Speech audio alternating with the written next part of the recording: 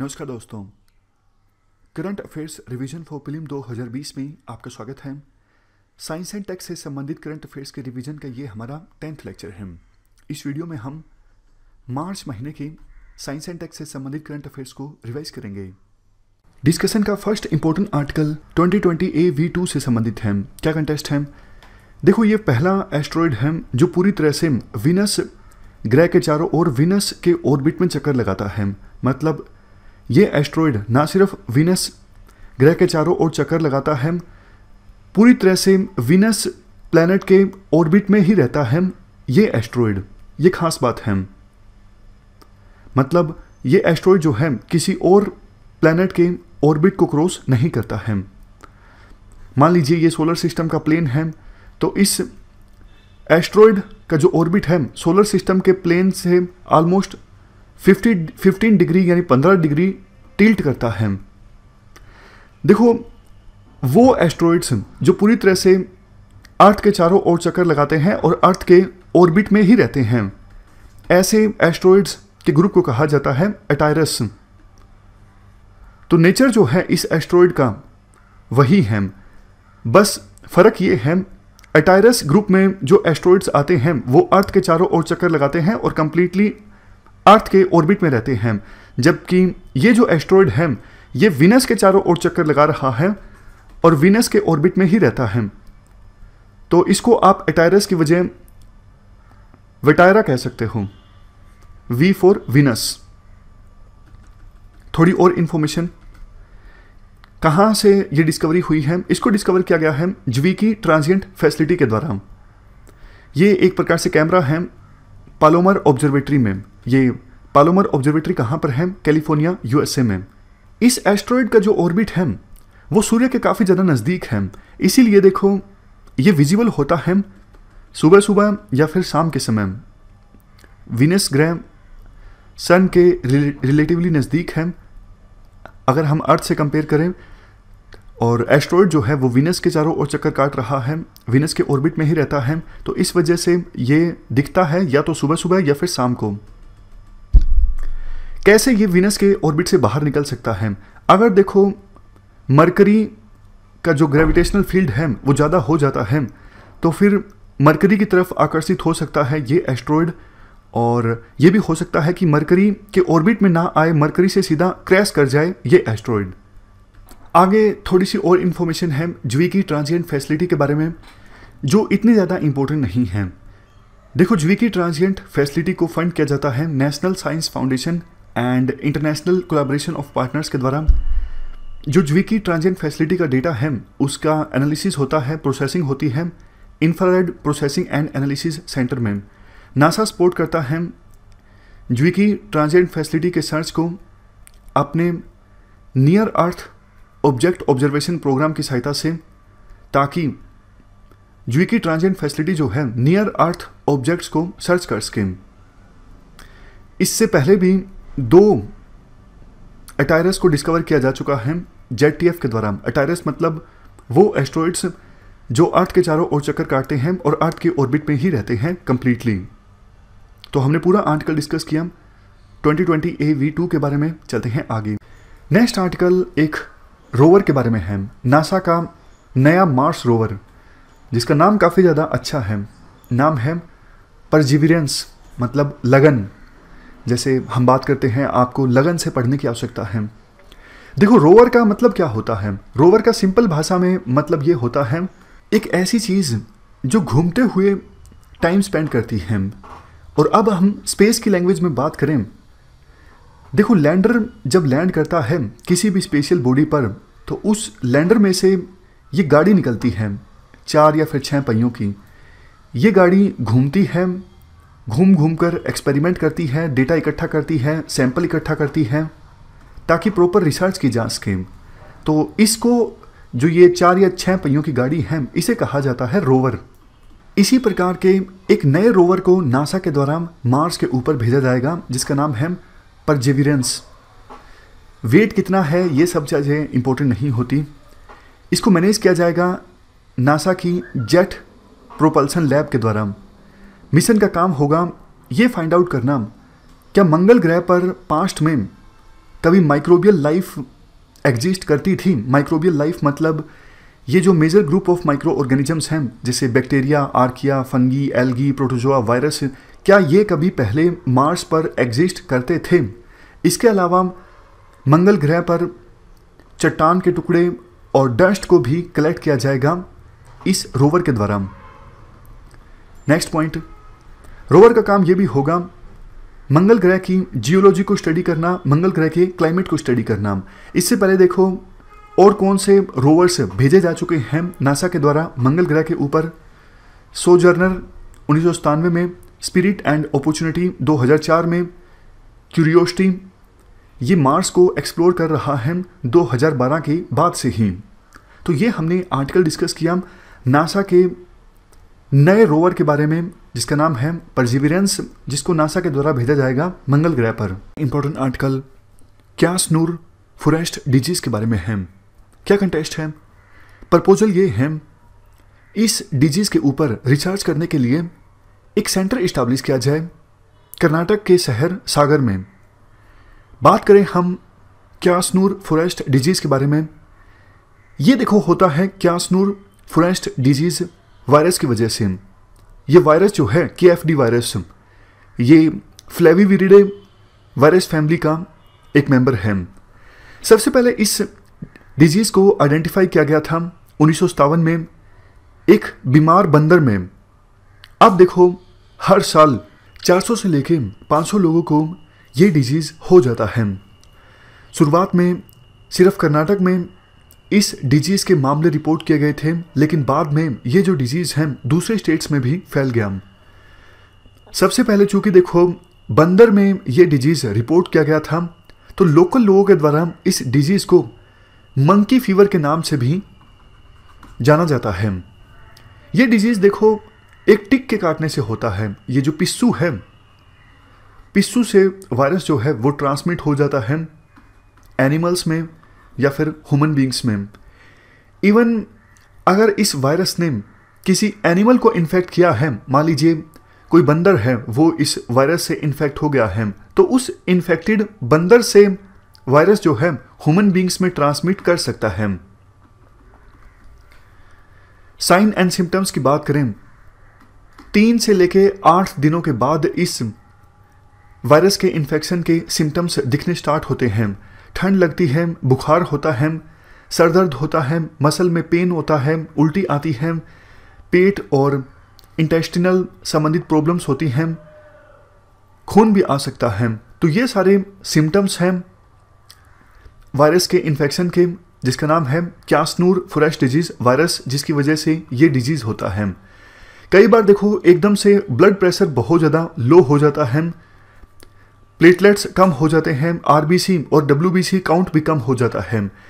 Specific कोई treatment नहीं है इस डिजीज के इलाज के लिए, सिम्टम्स देखकर डॉक्टर इलाज करता है। तो ये हमने पूरा आर्टिकल डिस्कस किया क्यासनूर फॉरेस्ट डिजीज के बारे में। चलते हैं आगे। नेक्स्ट आर्टिकल किरण स्कीम से संबंधित है। क्या कंटेस्ट है? कंटेस्ट कुछ खास नहीं है।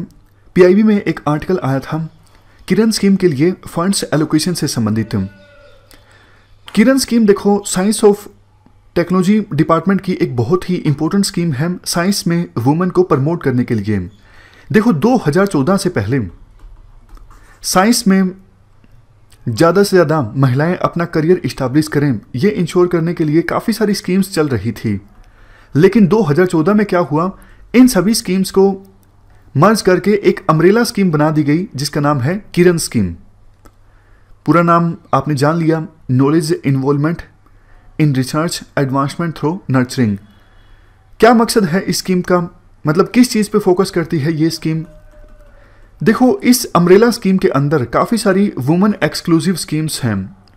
ये स्कीम इस बात पर फोकस करती है कि ज़्यादा से ज़्यादा महिलाएं साइंस एंड टेक्नोलॉजी के क्षेत्र में अपना करियर इस्टेब्लिश करें, मतलब वो रिसर्च करें।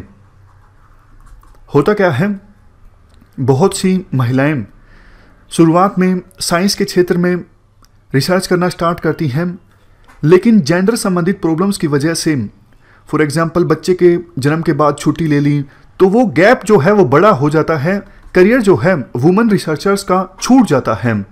तो ऐसी महिलाएं फिर से मेन स्ट्रीम रिसर्च को ज्वाइन करें, इस बात पर भी फोकस करती है किरण स्कीम। मतलब मेन एसेंस इस स्कीम का यही है, साइंस में वुमन को प्रमोट करना, ज़्यादा से ज़्यादा महिलाएं साइंस के क्षेत्र में अपना करियर इस्टेब्लिश करें, खास करके रिसर्च के क्षेत्र में। और वैसे ये स्कीम ऐसे सॉल्यूशंस को लाने पर भी फोकस करती है जिससे महिलाओं को सोशली फ़ायदा हो, साइंस एंड टेक्नोलॉजी संबंधित ऐसे सॉल्यूशंस जिससे महिलाएं सोसाइटी में ज़्यादा एम्पावर हों, उनका ज़्यादा सशक्तिकरण हो। ये जो वुमेन साइंटिस्ट स्कीम है, ये देखो किरण स्कीम का ही पार्ट है। वुमेन साइंटिस्ट स्कीम क्या करती है? देखो, साइंस एंड टेक्नोलॉजी के क्षेत्र में जो क्वालिफाइड वुमेन हैं, उनके द्वारा जिन चैलेंजेस का सामना किया जाता है सोशल रिस्पॉन्सिबिलिटीज़ के कारण, उन चैलेंजेस को एड्रेस किया जाता है इस वुमेन साइंटिस्ट स्कीम के द्वारा, यानी WOS। इस वुमेन साइंटिस्ट स्कीम के दो कंपोनेंट्स जो हैं, WOS-A एंड WOS-B, इन दोनों को डायरेक्टली इंप्लीमेंट किया जाता है किरण डिवीजन के द्वारा। जबकि तीसरा जो कंपोनेंट है WOS-C, इसको इंप्लीमेंट किया जाता है TFAC के द्वारा। TFAC क्या है? Technology information forecasting and assessment council. ये देखो department of science and technology के अंतर्गत एक ऑटोनोमस बॉडी है। समझ गए? Department of science and technology मदद देता है, ग्रांट इन एड देता है और इंप्लीमेंट किया जाता है तीसरे कंपोनेंट को TFAC के द्वारा। TFAC एक ऑटोनोमस बॉडी है department of science and technology के अंडर। चलते हैं आगे। Next article fellowship for wisdom से संबंधित है। विस्डम का पूरा नाम है women in science technology engineering mathematics and medicine. क्या है ये फेलोशिप? देखो, ये प्रोग्राम है department of science and technology का Indo US science and technology forum के साथ मिलकर। इससे साइंस में जो वुमेन हैं उनको काफ़ी फ़ायदा हो रहा है।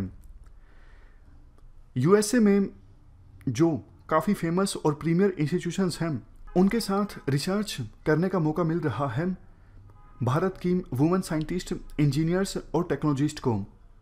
इससे फ़ायदा ये होगा, भारत की जो वुमेन साइंटिस्ट, इंजीनियर्स और टेक्नोलॉजिस्ट हैं, जिनको मौका मिलेगा USA के प्रीमियर इंस्टीट्यूशंस के साथ मिलकर रिसर्च करने का, इससे उनकी रिसर्च कैपेसिटी इंप्रूव होगी, कैपेबिलिटी इंप्रूव होगी। प्रोग्राम को डिवाइड किया गया है, मतलब प्रोग्राम के लिए वुमेन साइंटिस्ट को दो कैटेगरीज में डिवाइड किया गया है। एक वुमेन ओवरसीज स्टूडेंट इंटर्नशिप, ये मॉड्यूल 1 है। ये उन वुमेन स्टूडेंट्स के लिए है जो PhD को अभी परस्यू कर रही हैं। और दूसरा वुमेन ओवरसीज फेलोशिप, यानी मॉड्यूल 2, ये उन वुमेन साइंटिस्ट के लिए हैं जिनके पास PhD डिग्री है और अभी वो रेगुलर पोजीशन पर हैं किसी रिकॉग्नाइज्ड इंस्टीट्यूशन या फिर लेबोरेटरी में। इंडिया की हम बात कर रहे हैं। फेलोशिप जो है उन ब्राइट इंडियन वुमेन सिटीजन्स के लिए हैं जो जिनकी एज 21 साल से 45 साल के बीच में है। तो ये हमने फेलोशिप फॉर विस्डम प्रोग्राम के बारे में जानकारी डिस्कस की। चलते हैं आगे। नेक्स्ट आर्टिकल एंडोफाइटिक एक्टिनोबैक्टीरिया से संबंधित है। क्या कंटेस्ट है? Institute of advance study in science and technology जो कि गुवाहाटी में है, इस इंस्टीट्यूट के रिसर्चर्स ने एंडोफाइटिक एक्टिनोबैक्टीरिया की एक बहुत ही इंपॉर्टेंट प्रॉपर्टी के बारे में पता लगाया है। टी प्लांट के साथ एसोसिएटेड है ये बैक्टीरिया। इस बैक्टीरिया का इस्तेमाल किया जा सकता है टी प्लांट की ग्रोथ को प्रमोट करने के लिए। और टी प्लांट को कई बार फंगस लग जाता है जिससे प्लांट की ग्रोथ प्रभावित होती है, उस फंगस को ख़त्म करने के लिए। वैसे देखो, ग्रोथ को प्रमोट करने के लिए, फंगस को ख़त्म करने के लिए, इसके लिए काफ़ी केमिकल्स का इस्तेमाल किया जाता है, फर्टिलाइजर्स का इस्तेमाल किया जाता है। लेकिन केमिकल्स का इस्तेमाल करने की वजह से बहुत बार दूसरे देश हमारी टी को इंपोर्ट नहीं करते। वो ये शिकायत करते हैं कि आपने टी को उगाने में केमिकल्स का इस्तेमाल किया है, इसलिए हम आपकी चाय नहीं खरीदेंगे। और महंगा भी पड़ता है। केमिकल्स पर आप खर्चा करोगे, फर्टिलाइजर्स खरीदोगे, आपकी जेब से पैसा जाएगा। लेकिन अब इस बैक्टीरिया का इस्तेमाल किया जाएगा टी प्लांट से फंगस को ख़त्म करने के लिए, ग्रोथ को प्रमोट करने के लिए, तो इससे काफ़ी फ़ायदा होगा एक्सपोर्ट में भी और लागत भी कम आएगी। रिसर्चर्स ने 46 एंडोफाइटिक कैक्टिनोबैक्टीरिया को आइसोलेट किया था, जो कि अलग अलग इन्वायरमेंट में मिलते हैं, और ज़्यादातर बैक्टीरियाज ने एंटी फंगल एक्टिविटी को शो किया। ये सब कुछ मिला इन बैक्टीरियाज में, ये आपको याद रखने की आवश्यकता नहीं है। आगे देखो, थोड़ा सा इस इंस्टीट्यूट के बारे में जान लीजिए। ये department of science and technology में ऑटोनोमस इंस्टीट्यूट है। टी का जो नाम है साइंटिफिक, वो है कैमिलिया सिनेंसिस। साइंटिफिक नाम यूपीएससी नहीं पूछती है। टी हमारे देश की इकोनॉमी में बहुत इंपॉर्टेंट रोल प्ले करती है, और ज़्यादातर जो टी हम प्रोड्यूस करते हैं वो एक्सपोर्ट हो जाती है। ये हमने आर्टिकल डिस्कस किया एंडोफाइटिक एक्टिनोबैक्टीरिया से संबंधित है। अगला आर्टिकल कोड ब्लड बैंकिंग से संबंधित है। पहले बेसिक्स की बात कर लीजिए। देखो, ये है प्लेसेंटा, और ये जो नाल आपको दिख रही है ये है अम्बिलिकल कोड। बच्चे के जन्म के बाद यहाँ पर प्लेसेंटा में और अम्बिलिकल कोड में कुछ खून रह जाता है, यानी ब्लड रह जाता है। ये जो ब्लड रह जाता है बच्चे के जन्म के बाद प्लेसेंटा में और अम्बिलिकल कोड में, इसमें देखो काफ़ी सारी हेमेटोपोइटिक स्टेम सेल्स होते हैं। बोन मैरो में जो स्टेम सेल्स होते हैं उनसे कहीं अधिक स्टेम सेल्स होते हैं इस खून में जो रह जाता है प्लेसेंटा में और अम्बिलिकल कोड में बच्चे के जन्म के बाद। तो इन स्टेम सेल्स का इस्तेमाल किया जा सकता है फ्यूचर यूज के लिए।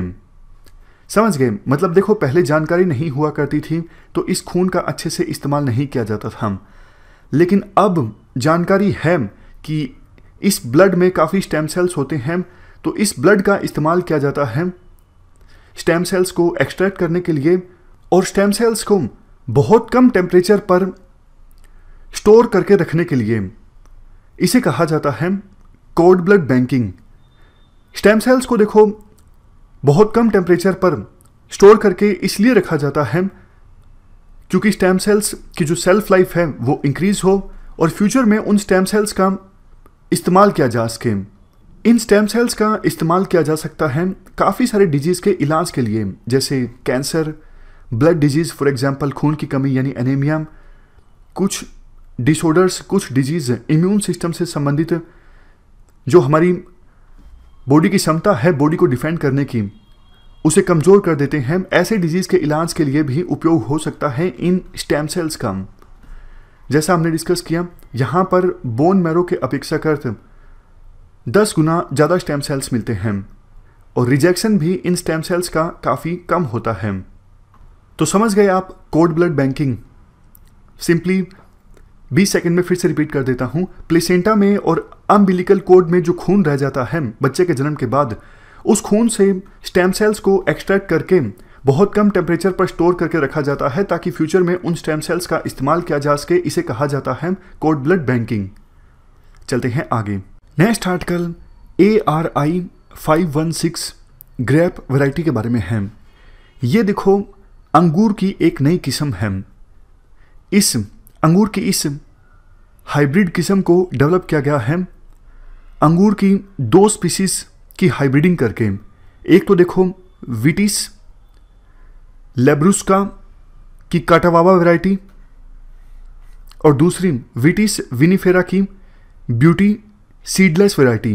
मैं फिर से बोलता हूं, अंगूर की 2 वैरायटीज, विटिस लेब्रुस्का की काटावावा वैरायटी और विटिस विनिफेरा की ब्यूटी सीडलेस वैरायटी।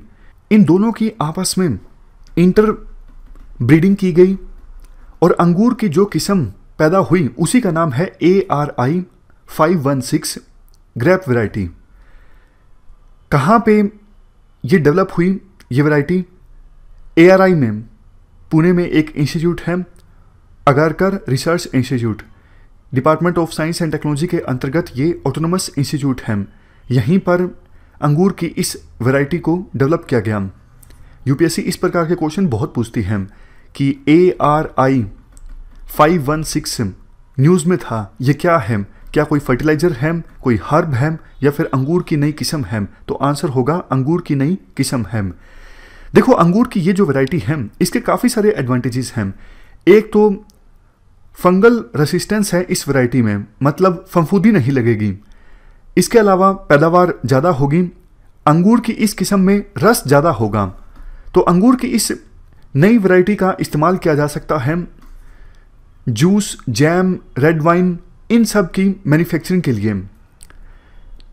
देखो, ये जो अंगूर की वैरायटी है ये काफ़ी सुपीरियर क्वालिटी की होगी और पर यूनिट जो पैदावार है वो ज़्यादा होगी। छटाई के बाद 110 से लेके 120 दिनों में अंगूर जो है वो मैच्योर हो जाएगा। चूँकि फफूंदी नहीं लगेगी, तो आमतौर पे फफूंदी लगने से रोकने के लिए जिन केमिकल्स का इस्तेमाल किसानों के द्वारा किया जाता है उन केमिकल्स का इस्तेमाल नहीं करना पड़ेगा और लागत जो आएगी अंगूरों की प्रोडक्शन में वो कम हो जाएगी। अंगूर की प्रोडक्शन से संबंधित हमारे देश में कुछ फैक्ट्स हैं। जैसे देखो, इंडिया का जो स्थान है 12वां है पूरे वर्ल्ड में अंगूर की प्रोडक्शन में।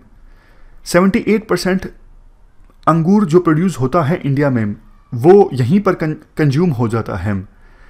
17 से 20% अंगूर का इस्तेमाल होता है रेसिन प्रोडक्शन के लिए। रेसिन मतलब सूखा हुआ अंगूर। 1.5% अंगूर का इस्तेमाल होता है वाइन के लिए और 0.5% अंगूर का इस्तेमाल होता है जूस के लिए। राज्य कौन सा है जहां पर सबसे ज़्यादा अंगूर पैदा होता है? महाराष्ट्र। 81.22% शेयर जो है महाराष्ट्र का है हमारे देश में ग्रेप्स की प्रोडक्शन में। बहुत कम अंगूर इस्तेमाल होता है जूस के प्रोडक्शन में, जैसा हमने देखा 0.5%। और महाराष्ट्र में ज़्यादातर जो किसान अंगूर की जिस वैरायटी को प्रोड्यूस करते हैं उसका नाम है Thomson seedless variety. Thomson seedless variety.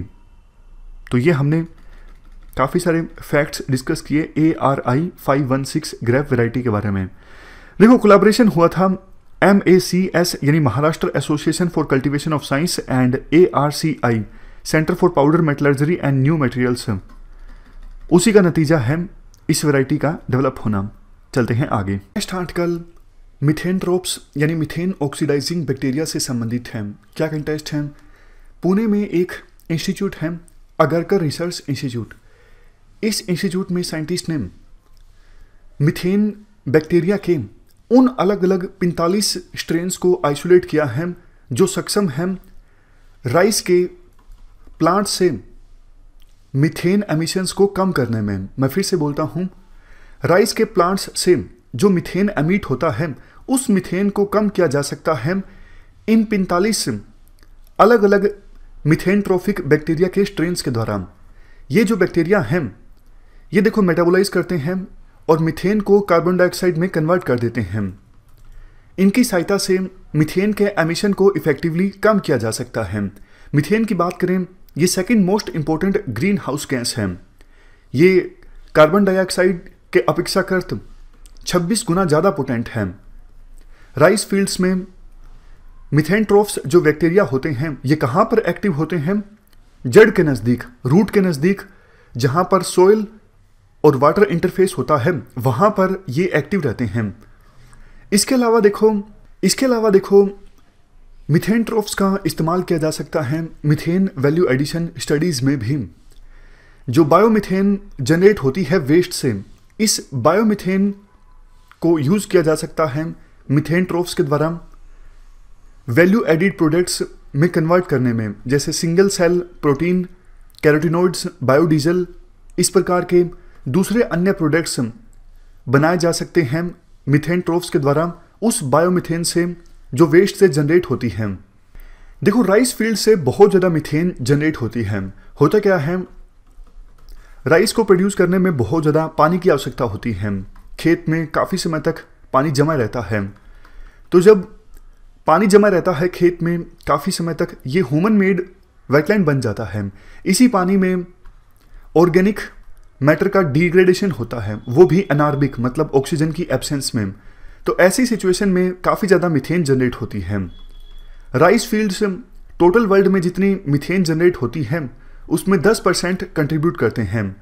तो ये जो मिथेनट्रोफ्स हैं ये मिथेन के एमिशन को कम करने में बड़ी भूमिका निभा सकते हैं। इसी से संबंधित हमने आर्टिकल डिस्कस किया। चलते हैं आगे। नेक्स्ट आर्टिकल स्पेनिश फ्लू से संबंधित है। क्या कंटेस्ट है? देखो, WHO के द्वारा कोविड-19 को अब एक पेंडेमिक डिक्लेयर कर दिया गया है। तो बहुत से एक्सपर्ट्स कोविड-19 को अब कंपेयर कर रहे हैं स्पेनिश फ्लू के साथ। स्पेनिश इन्फ्लुएंजा, जिसे स्पेनिश फ्लू भी जाना जाता है, ये देखो 1918-19 में आया था। H1N1 इन्फ्लुएंजा वायरस की वजह से स्पेनिश फ्लू फैला था। देखो नाम में स्पेन है, इसका मतलब ये नहीं ये स्पेनिश फ्लू सबसे पहले स्पेन में स्टार्ट हुआ था। इस बारे में एक्सपर्ट्स जो हैं वो डिवाइडेड हैं। कुछ एक्सपर्ट्स ये बोलते हैं कि उस समय ना फर्स्ट वर्ल्ड वार चल रहा था, तो यूएसए जैसे देशों में ये फ्लू फैल चुका था, लेकिन वहाँ पे प्रेस पर काफ़ी ज़्यादा रिस्ट्रिक्शंस थी, इसलिए अखबारों में इस फ्लू के बारे में छपा नहीं, ताकि सोल्जर्स के मोराल को डाउन होने से बचाया जा सके। लेकिन स्पेन उस समय न्यूट्रल था, स्पेन में प्रेस पर रिस्ट्रिक्शंस नहीं थी, तो जैसे ही ये फ्लू फैला तो अखबारों ने इसके बारे में खबरें प्रकाशित करना स्टार्ट कर दिया और नाम पड़ गया स्पेनिश फ्लू। वैसे एक चीज़ आपको पता है, हमने एक आर्टिकल डिस्कस किया था कोविड-19 नाम कैसे पड़ा। उस समय हमने ये डिस्कस किया था कि देखो WHO अब कोई भी नया वायरस या फिर डिजीज़ फैलता है तो उसके नाम को किसी कंट्री या फिर ग्रुप के साथ अटैच नहीं होने देता, समझ गए? क्योंकि अगर किसी ग्रुप के साथ या फिर कंट्री के साथ डिजीज़ का नाम अटैच हो जाता है तो उस कंट्री के साथ, ग्रुप के साथ स्टिग्मा अटैच हो जाता है कि ये जो डिजीज़ है वो इस देश के कारण फैला या फिर इस ग्रुप के कारण फैला। इसीलिए अभी जो नोवल कोरोना वायरस के इन्फेक्शन की वजह से डिजीज़ होता है, इसका नाम है कोविड-19, ना कि चाइनीज़ वायरस। अभी क्या हुआ, यूएसए के बहुत सारे ऑफिशियल्स जानबूझकर कोविड-19 को चाइनीज़ वायरस के नाम से बुला रहे हैं। जैसे यूएसए के राष्ट्रपति ट्रंप ने कोविड-19 को चाइनीज़ वायरस के नाम से पुकारा कल ही, तो इस बारे में चाइना काफ़ी नाराज हो गया। इवन जो इनके डिफेंस सेक्रेटरी हैं यूएसए के, माइक पोम्पियो, ये बार बार वुहान वायरस के नाम से पुकार रहे हैं नोवल कोरोना वायरस को। इवन WHO के अधिकारियों का भी कहना है कि यूएसए के ऑफिशियल्स जो ऑफिशियल नेम है इस डिजीज़ का कोविड-19 यही नाम लें, बाकी चाइनीज़ वायरस या फिर वुहान वायरस इस प्रकार के नाम ना लें। स्पेनिश फ्लू की हम बात कर रहे थे जो फैला 1918-1919 में, इसकी वजह से देखो 5 करोड़ लोगों की डेथ हो गई। स्पेक्ट्रम की बुक में इस प्रकार की घटनाओं के बारे में भी थोड़ा थोड़ा बताना चाहिए। देखो क्वेश्चन ये उठता है कि उस समय तो इतनी ज़्यादा टेक्नोलॉजी भी अवेलेबल नहीं थी, मतलब आज तो कोविड-19 से निपटने के लिए बड़े स्केल पे प्रयास हो रहा है कि जल्दी से जल्दी कोई वैक्सीन डेवलप की जाए। उस समय तो इतनी कम्युनिकेशन के साधन भी उपलब्ध नहीं थे, तो कैसे हमने पार पाया इस फ्लू से? इसका आंसर देखो ये है कि वर्ल्ड कुछ खास कर नहीं सका इस फ्लू से निपटने में, तभी तो 5 करोड़ लोगों की डेथ हो गई। अपने आप ही ये जो फ्लू था धीरे धीरे इनइफेक्टिव हो गया, क्योंकि थ्योरी ये है, देखो किसी भी वायरस के ना कई स्ट्रेन्स होते हैं। कुछ स्ट्रेन्स ऐसे होते हैं जो ज़्यादा खतरनाक होते हैं और कुछ स्ट्रेन्स ऐसे होते हैं जो थोड़े माइल्ड होते हैं। समय के अनुसार जो माइल्ड स्ट्रेन्स होते हैं उनकी संख्या बढ़ती जाती है, वो हावी हो जाते हैं, और जो खतरनाक स्ट्रेन्स होते हैं वो धीरे धीरे ख़त्म होने लगते हैं। ऐसा क्यों? ऐसा देखो इसलिए क्योंकि वायरस के किसी खतरनाक स्ट्रेन ने होस्ट को इन्फेक्ट किया है, किसी पर्सन को इन्फेक्ट किया है ए, तो देखो ए की तो डेथ हो जाएगी ना, होस्ट की डेथ ही हो गई, तो फिर वो वायरस आगे दूसरे पर्सन्स को इन्फेक्ट नहीं कर सकेगा, ट्रांसमिशन उस खतरनाक स्ट्रेन का नहीं हो सकेगा। तो धीरे धीरे वायरस के जो डेंजरस स्ट्रेन्स होते हैं ना वो ख़त्म होने लगते हैं, और जो थोड़े इनइफेक्टिव स्ट्रेन होते हैं उनकी संख्या बढ़ने लगती है, लेकिन वो तो लोगों को ज़्यादा नुकसान पहुंचाते नहीं हैं। बॉडी की जो इम्यूनिटी पावर होती है वो आसानी से पार पा लेती है वायरस के इनइफेक्टिव स्ट्रेन से। तो ये थ्योरी है कि जैसे जैसे टाइम आगे बढ़ा वायरस के जो खतरनाक स्ट्रेन थे वो ख़त्म होते गए और जो माइल्ड स्ट्रेन्स थे उनकी संख्या बढ़ती गई। उस समय देखो गवर्नमेंट ने थोड़ा बहुत प्रयास किया और इनफॉर्मल कम्युनिकेशन की सहायता से लोगों को पता लगा कि हाँ इस प्रकार का कोई फ्लू फैला हुआ है। सोशल डिस्टेंसिंग लोगों ने अपनाई। इंडिया में रिलेटिवली कम नुकसान हुआ क्योंकि इंडिया में समर सीजन काफ़ी स्ट्रॉन्ग होता है, मतलब काफ़ी गर्मी पड़ती है। अभी भी कुछ एक्सपर्ट्स के द्वारा कहा जा रहा है कि इंडिया में गर्मी का सीजन स्टार्ट होने वाला है। चिलचिलाती गर्मी में ये जो नोवल कोरोना वायरस है सर्वाइव नहीं कर पाएगा। लेकिन दूसरी तरफ कुछ एक्सपर्ट्स ऐसे भी हैं जो बोलते हैं कि गर्मियों के सीजन में भी ये वायरस फैलेगा। तो ये हमने पूरा आर्टिकल डिस्कस किया स्पेनिश फ्लू के बारे में। चलते हैं आगे। नेक्स्ट आर्टिकल हाइड्रोक्सी क्लोरोक्वाइन के बारे में है। क्या कंटेक्स्ट है? देखो, आईसीएमआर ने एक टास्क फोर्स का गठन किया हुआ है जिसका नाम है नेशनल टास्क फोर्स फॉर कोविड-19। इस टास्क फोर्स ने हाल ही में ये रेकमेंड किया है कि कोविड-19 से इन्फेक्टेड केसेस जो हैं उनके इलाज के लिए हाइड्रोक्सी क्लोरोक्वाइन का इस्तेमाल किया जा सकता है। देखो, हाइड्रोक्सी क्लोरोक्वाइन जो है ये एक ओरल ड्रग है। इसका इस्तेमाल किया जाता है ऑटो इम्यून डिजीज के इलाज के लिए। For example rheumatoid arthritis. इसको आप एंटी मलेरिया ड्रग क्लोरोक्वाइन से कंफ्यूज मत कीजिएगा। हम बात कर रहे हैं हाइड्रोक्सी क्लोरोक्वाइन की। अच्छा, आप एक बात बताइए, ऑटो इम्यून डिजीज कौन से होते हैं जिसके इलाज के लिए इस हाइड्रोक्सी क्लोरोक्वाइन का इस्तेमाल किया जा सकता है? देखो, बेसिक्स की बात करते हैं। हमारा इम्यून सिस्टम जो है हमें बचाता है डिजीज से। जैसे बाहर से कोई pathogen, for example virus, bacteria, ये बॉडी पर अटैक कर देते हैं तो हमारा जो इम्यून सिस्टम है वो फर्स्ट लाइन ऑफ डिफेंस है। हमारा इम्यून सिस्टम खत्म कर देता है इंट्रूडर्स को। जैसे आपने देखा होगा जो ये कोविड-19 है बूढ़े लोगों को ज़्यादा परेशान कर रहा है क्योंकि एज ज़्यादा होने पर जो इम्यून सिस्टम है वो वीक हो जाता है। First line of defence weak हो जाता है। जबकि वो लोग जिनकी एज रिलेटिवली कम होती है, जो यंग पीपल हैं, उनमें यह इम्यून सिस्टम स्ट्रॉन्ग होता है तो ये बाहर से अटैक करने वाले वायरसेस से ज़्यादा अच्छे से निपट लेता है। समझ गए? और भी वैसे बहुत सारे फैक्टर्स हैं कि एल्डर्स में मोर्टेलिटी रेट ज़्यादा क्यों है, क्योंकि कई सारे एल्डर्स दूसरे क्रोनिक डिजीज से भी सफ़र कर रहे होते हैं। तो मतलब समझ गए आप इम्यून सिस्टम का कि बाहर से कोई पैथोजन अटैक करता है बॉडी पर तो फर्स्ट लाइन ऑफ डिफेंस है इम्यून सिस्टम। लेकिन अगर देखो ये इम्यून सिस्टम पैथोजेंस पर अटैक करने के बजाय बॉडी के ही हेल्दी सेल्स पर अटैक करना स्टार्ट कर दे तो सोच के देखो सिचुएशन कितनी खराब हो जाएगी। मतलब इम्यून सिस्टम का काम यह है कि बाहर से पैथोजेंस ने जो बॉडी पर अटैक किया है उनसे निपटना, लेकिन इम्यून सिस्टम खुद ही हेल्दी सेल्स को खत्म कर रहा है, डैमेज कर रहा है। जब ऐसी सिचुएशन पैदा हो जाती है तो इसे कहा जाता है ऑटो इम्यून डिसऑर्डर।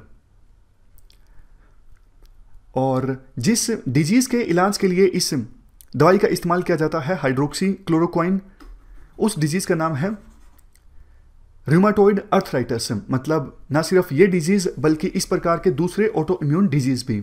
लेकिन हम स्पेसिफिकली बात करें रूमाटॉइड आर्थराइटिस की, इसमें क्या होता है, हाथों के पैरों के जो जॉइंट्स हैं वो प्रभावित होते हैं। ये क्रोनिक यानी लंबे समय तक चलने वाला इन्फ्लेमेटरी डिसऑर्डर है। चलते हैं आगे। लास्ट जो आर्टिकल है एंटी HIV ड्रग्स फॉर कोविड-19 से संबंधित है। देखो, राजस्थान में नोवल कोरोना वायरस से इन्फेक्टेड एक जो मरीज था उसे डॉक्टर्स ने एंटी HIV ड्रग्स की डोज दी, लोपिनाविर एंड रिटोनाविर। ये जो तस्वीर आप देख रहे हो, और इस डोज ने देखो काम किया, वो मरीज ठीक हो गया। इसके बाद मिनिस्ट्री ने गाइडलाइंस जारी की डॉक्टर्स के लिए कि पेशेंट की सिचुएशन देखते हुए आप ये एंटी HIV ड्रग्स की डोज दे सकते हो, लोपिनाविर एंड रिपोनाविर। सिचुएशन को देखते हुए आपको देनी है।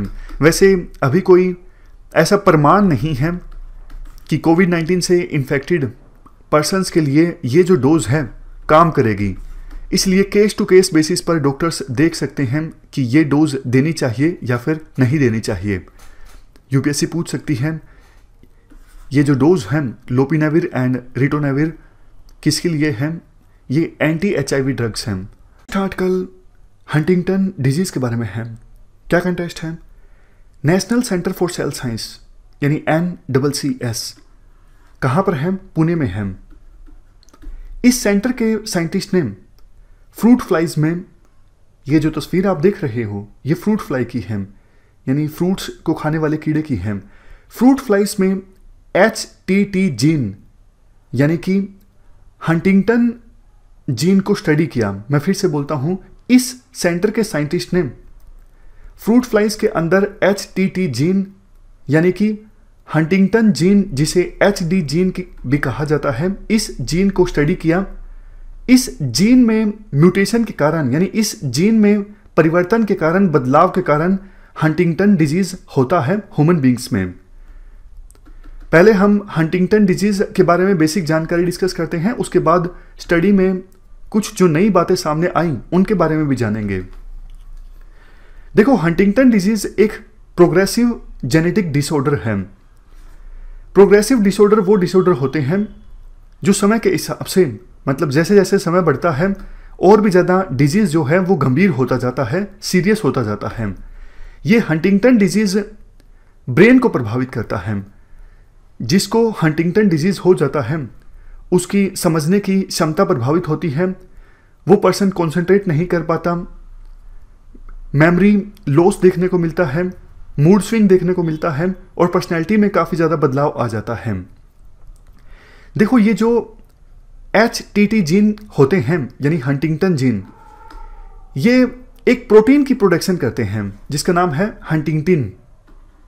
मैं फिर से बोलता हूं, HTT जीन जिनमें म्यूटेशन के कारण यानी बदलाव के कारण हंटिंगटन डिजीज होता है, ये जीन एक प्रोटीन को प्रोड्यूस करते हैं जिसका नाम है हंटिंगटिन। एक्चुअली ये इंस्ट्रक्शंस प्रोवाइड करते हैं जिससे हंटिंगटिन प्रोटीन प्रोड्यूस होता है।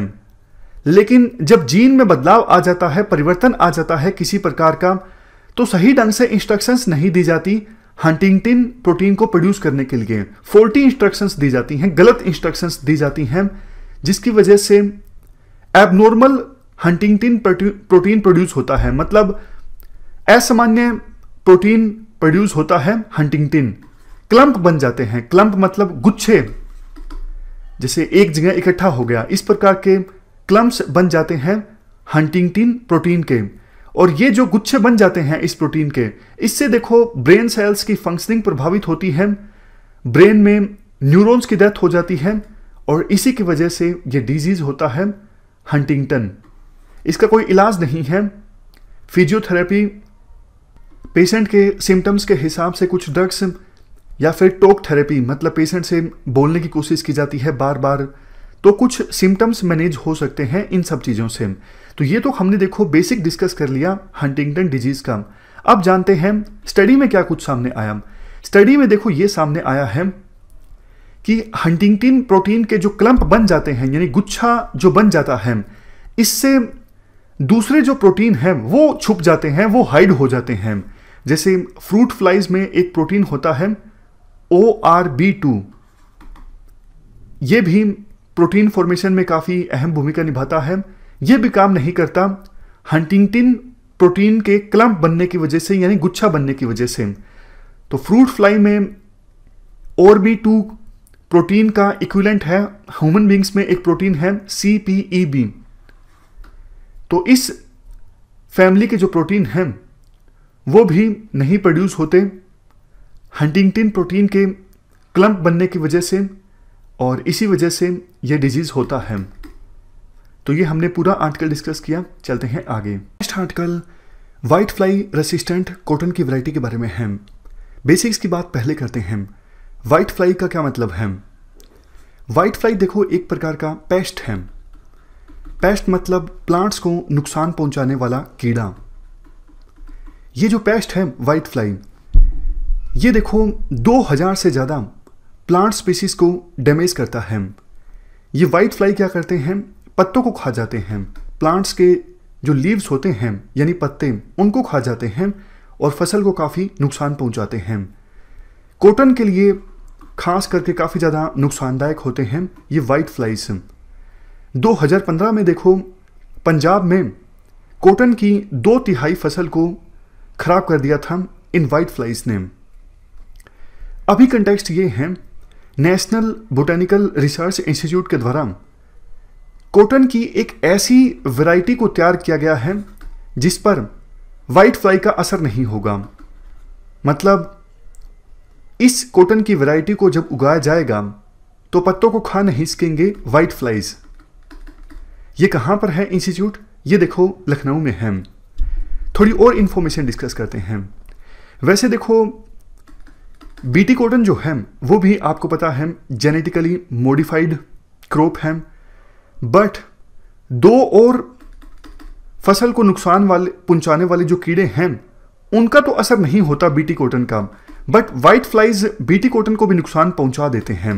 इस वजह से आवश्यकता महसूस की जा रही थी कि एक ऐसी जेनेटिकली मॉडिफाइड कॉटन की वैरायटी होनी चाहिए जिस पर वाइट फ्लाई का कोई असर ना हो। इसी दिशा में कॉटन की ये जो नई वैरायटी डेवलप की गई है NBRI के द्वारा, ये काफ़ी ज़्यादा इंपॉर्टेंट है। देखो क्या क्या गया है कॉटन की इस नई वैरायटी में। एक फन है। फन मतलब ऐसा प्लांट होता है जिस पर कोई फूल नहीं उगता, कोई सीड नहीं होता, पत्ते छोटे छोटे होते हैं। ऐसे पौधे को कहा जाता है फन, यानी FERN। तो एक फन है जिसका नाम है टेक्टारिया मैक्रोडोंटा। इस फन से प्रोटीन लेके ऐड किया गया है कॉटन की नई वैरायटी में। अब देखो खास बात यह है, ये जो फन है टेक्टारिया मैक्रोडोंटा, ये देखो वाइट फ्लाइज के लिए टॉक्सिक है। मतलब इस पौधे के पत्ते खाते ही वाइट फ्लाइज की डेथ हो जाती है। तो यहीं से प्रोटीन लिया गया है और कॉटन की नई वैरायटी में ऐड किया गया है। खास बात देखो ये है, दूसरे जो फ्रेंडली इंसेक्ट्स हैं, मतलब वो इंसेक्ट्स जो हमारे दोस्त हैं, फॉर एग्जांपल मधुमक्खी या फिर बटरफ्लाई, तितली, इनको नुकसान नहीं पहुंचता इस फर्न के पत्तों को खाने से। तो इसी वजह से सिर्फ वाइट फ्लाइज को नुकसान पहुंचेगा और दूसरे बेनिफिशियल इंसेक्ट्स को नुकसान नहीं पहुंचेगा। थोड़ी सी इंफॉर्मेशन डिस्कस करें इस फर्न के बारे में जिससे प्रोटीन लिया गया है। ये देखो एशिया के ट्रॉपिकल एरियाज में और इंडिया के वेस्टर्न घाट में मिलता है। नेपाल में सलाद में लोग खाते हैं इसको, और काफ़ी तरह के गैस्ट्रिक डिसऑर्डर्स को ठीक करने के लिए इसका इस्तेमाल होता है। चलते हैं आगे। नेक्स्ट आर्टिकल वास्प 76b के बारे में है। क्या कंटेस्ट है? देखो एस्ट्रोनॉमर्स ने अपनी स्टडी में पाया है कि एक एक्सोप्लैनेट है। एक्सोप्लैनेट मतलब वो प्लैनेट जो सूर्य के अलावा दूसरे स्टार के चारों ओर चक्कर काटता है।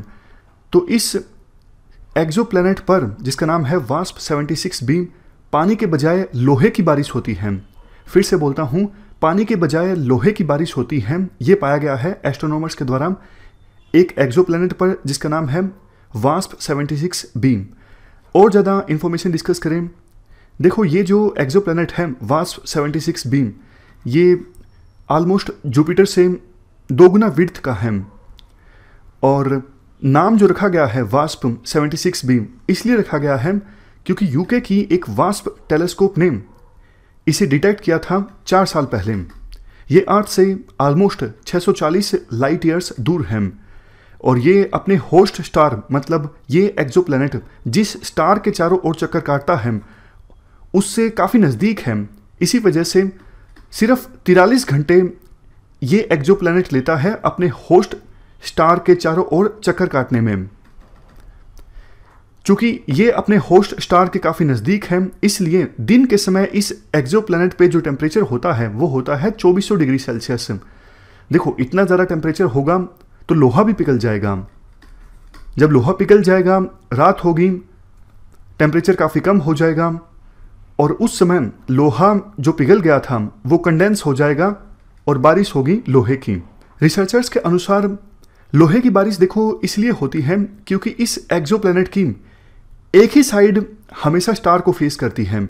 जैसे देखो हमारा जो मून है, मून अर्थ के चारों ओर चक्कर काटता है और हमें हमेशा चंद्रमा की एक ही साइड दिखती है, पीछे वाली साइड नहीं दिखती है। उसी प्रकार से ये जो एक्सोप्लैनेट है अपने होस्ट स्टार के टाइडली लोक्ड है, एक ही साइड दिखती है इस एक्सोप्लैनेट की चंद्रमा की तरह।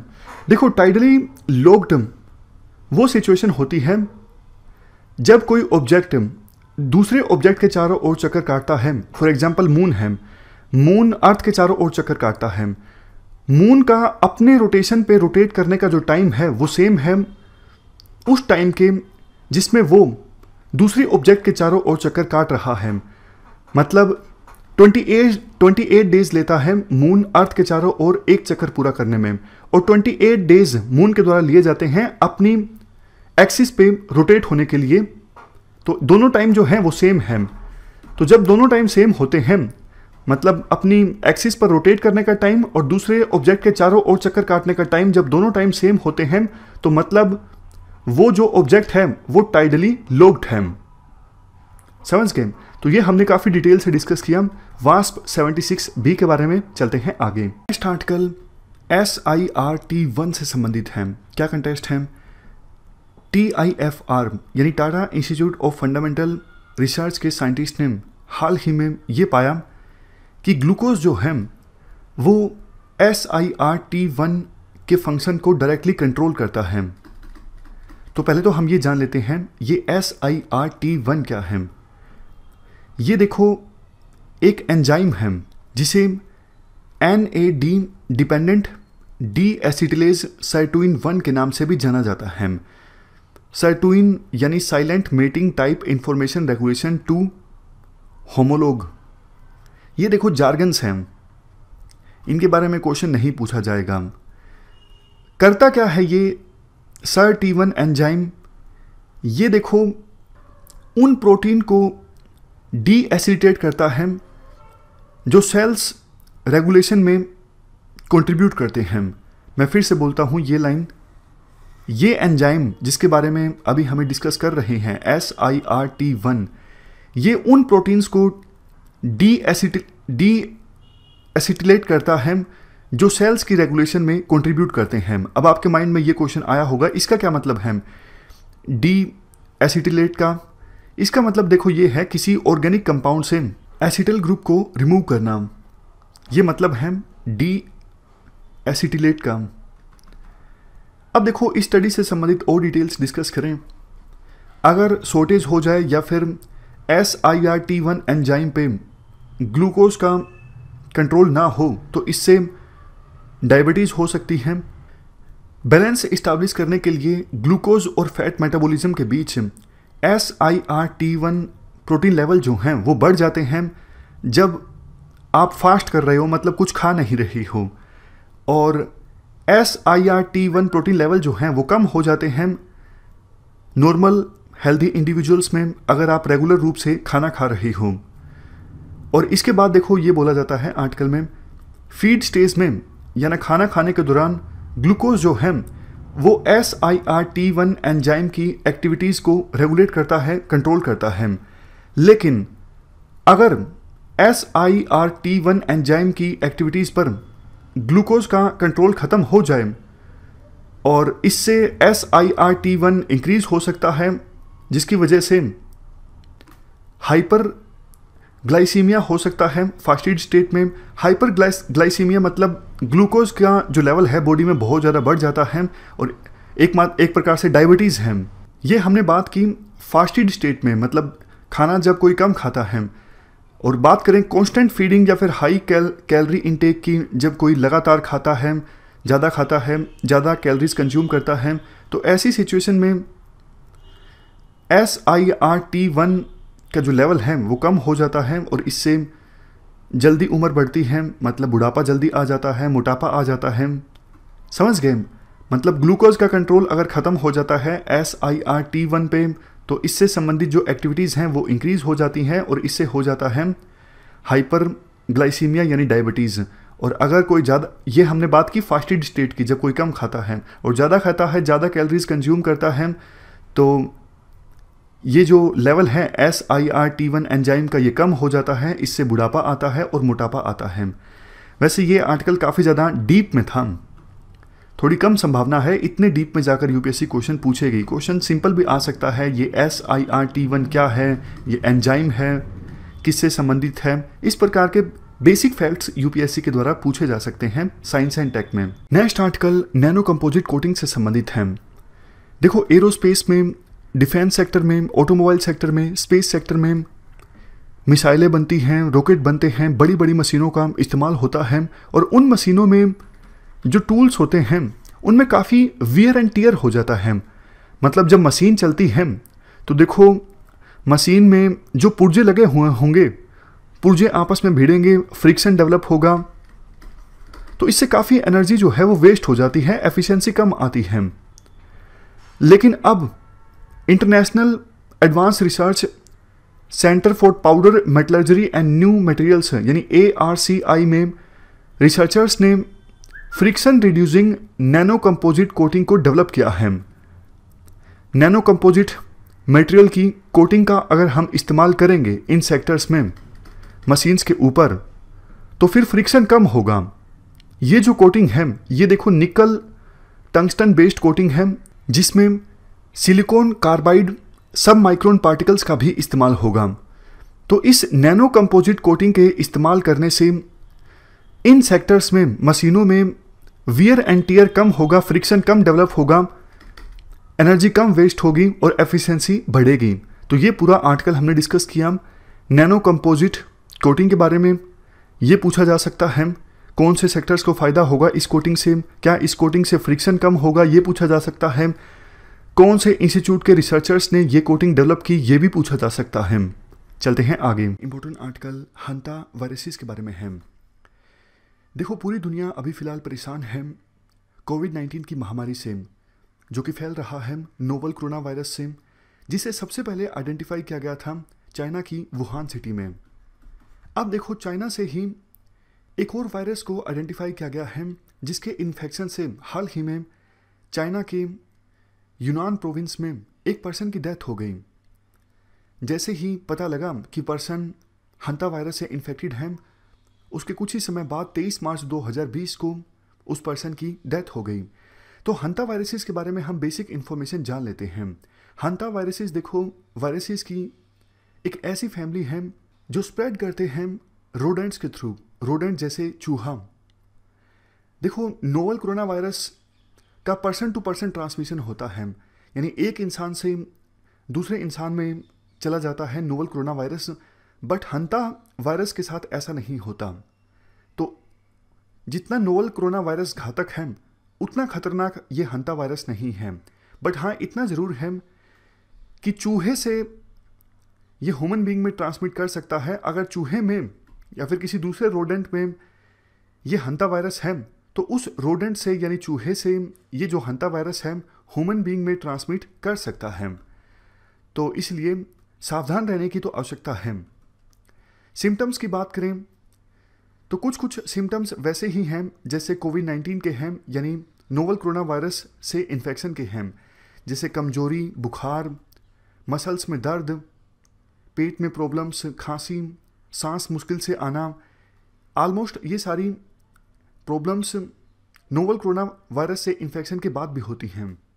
ये कुछ प्रॉब्लम्स या फिर डिजीज़ हैं जो हंता वायरस से इन्फेक्शन के बाद होते हैं। जैसे देखो हंता वायरसेस पल्मोनरी सिंड्रोम, पल्मोनरी का मतलब है फेफड़े, या फिर haemorrhagic fever with renal syndrome, renal का मतलब होता है गुर्दे। देखो हेमोरेजिक फीवर जो है ये इन्फेक्शियस डिजीज़ है जिसकी वजह से पर्सन बहुत ज़्यादा बीमार हो जाता है। एग्जाम्पल डेंगू, इबोला, ये एग्जाम्पल्स हैं हेमोरेजिक फीवर के। देखो अभी हंता वायरस से इन्फेक्शन का कोई स्पेसिफिक ट्रीटमेंट नहीं है, कोई इलाज नहीं है, कोई वैक्सीन नहीं है। तो सिम्टम्स के हिसाब से इलाज करने की कोशिश की जाती है डॉक्टर्स के द्वारा। तो ये हमने पूरा आर्टिकल डिस्कस किया हंता वायरस के बारे में। बस आप ये चीज़ ज़रूर याद रखिएगा, human to human transmission hanta virus का नहीं होता है। इस वजह से जितना खतरनाक नोवल कोरोना वायरस है उतना खतरनाक हंता वायरस नहीं है। चलते हैं आगे। इम्पोर्टेंट आर्टिकल प्रोजेक्ट आइजैक के बारे में है। क्या कंटेस्ट है? देखो कोविड-19 की महामारी के कारण अभी पूरे देश में लॉकडाउन है, स्कूल कॉलेजेस सब कुछ बंद है। ऐसी सिचुएशन में IIT गांधीनगर ने एक काफ़ी अच्छा इनिशिएटिव लिया है। IIT गांधीनगर ने सोचा है क्यों ना कॉलेज के जो स्टूडेंट्स हैं उन्हें एंगेज रखा जाए किसी क्रिटिकल प्रोजेक्ट में, ताकि उनकी क्रिटिकल स्किल्स जो हैं वो डेवलप हों। इसी उद्देश्य के साथ IIT गांधीनगर ने ये प्रोजेक्ट लॉन्च किया है, प्रोजेक्ट आइजैक। इस प्रोजेक्ट में 4 अलग अलग ऑनलाइन कंपटीशंस ऑर्गेनाइज करवाए जा रहे हैं IIT गांधीनगर के स्टूडेंट्स के लिए, ताकि वो नई स्किल्स को कल्टीवेट कर सकें। जैसे देखो, writing competition, painting, coding, music, creative expression, इस प्रकार के कंपटीशंस ऑर्गेनाइज करवाए जा रहे हैं IIT गांधीनगर के द्वारा अपने स्टूडेंट्स के लिए। हालांकि देखो, ये जो कंपटीशंस हैं वो वॉलंटरी हैं, मतलब मर्जी है स्टूडेंट्स चाहे इन कॉम्पिटिशन्स में पार्टिसिपेट कर भी सकते हैं और नहीं भी कर सकते हैं। लेकिन 40% स्टूडेंट्स ऑलरेडी IIT गांधीनगर के इस प्रोजेक्ट में पार्टिसिपेट कर रहे हैं, वो अलग अलग कॉम्पिटिशन्स में हिस्सा ले रहे हैं।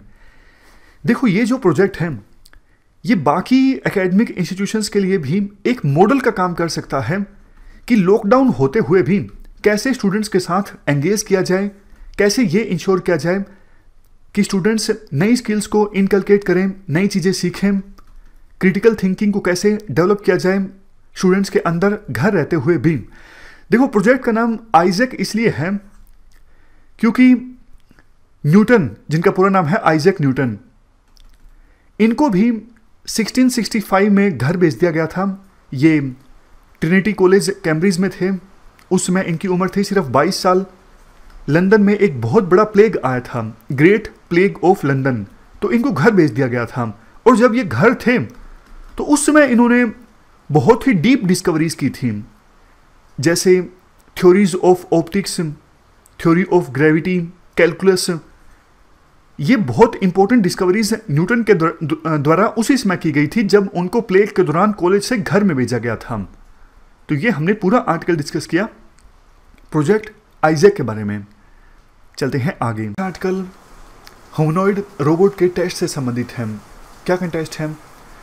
राजस्थान के जयपुर में एक हॉस्पिटल में ह्यूमनॉइड रोबोट के काफ़ी सारे ट्रायल्स कंडक्ट किए गए।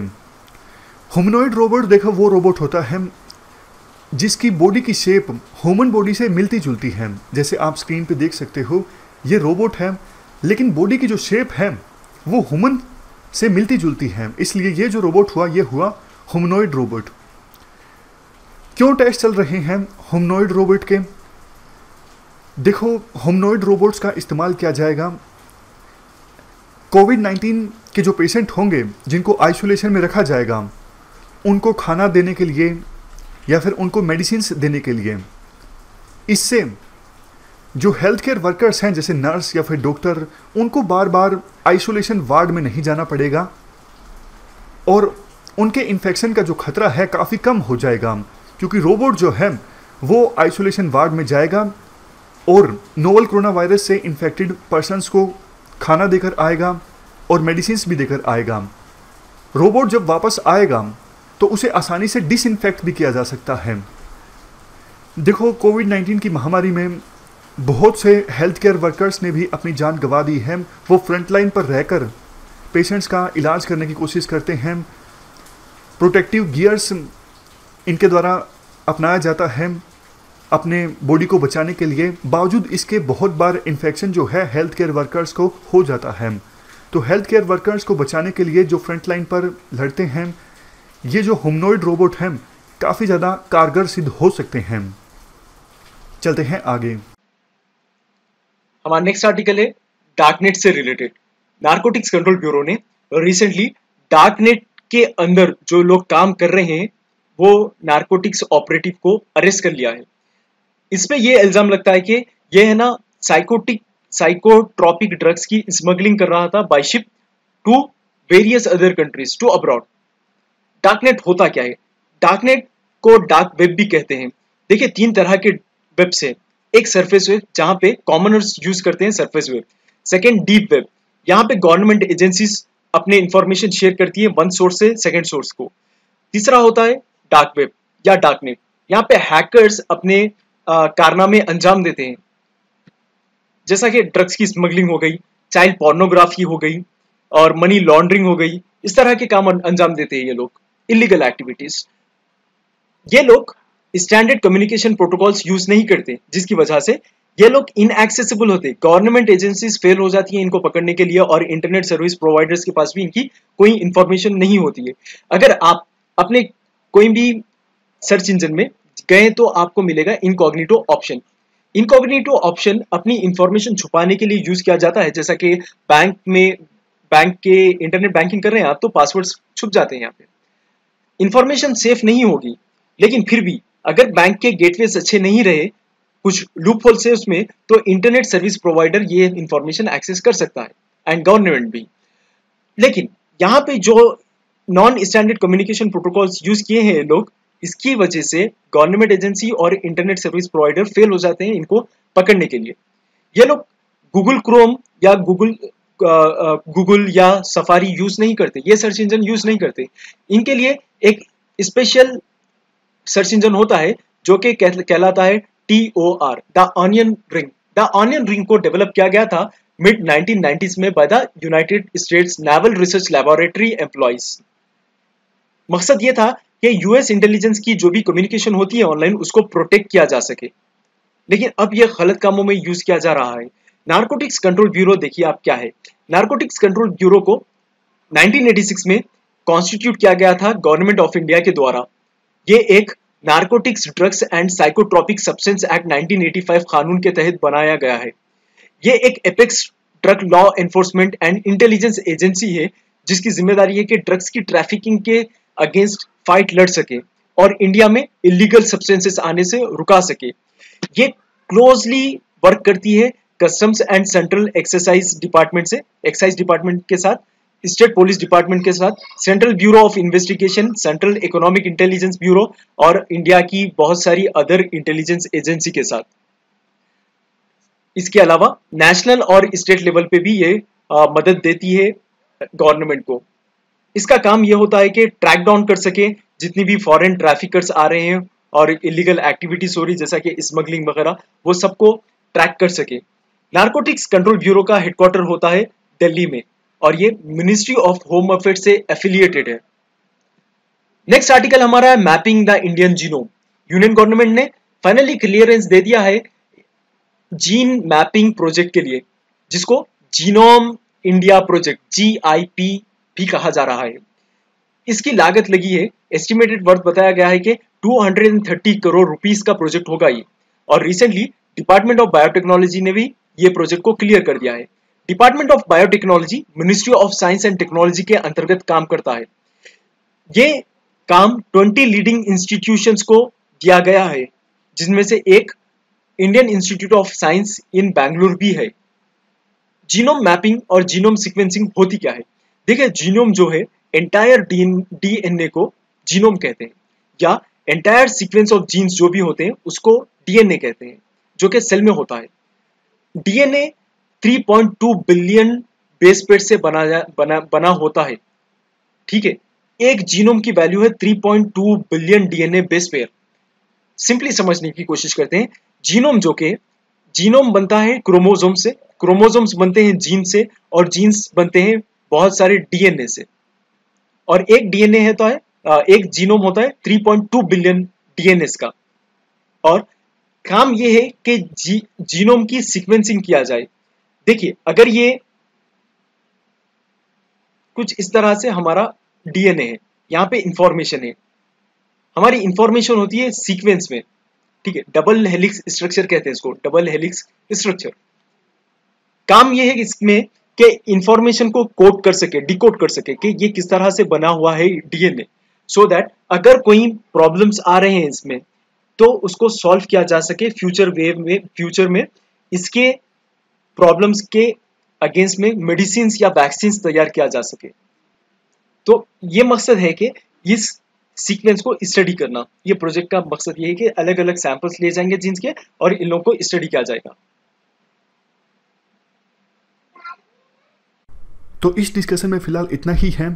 Thank you very much for discussion.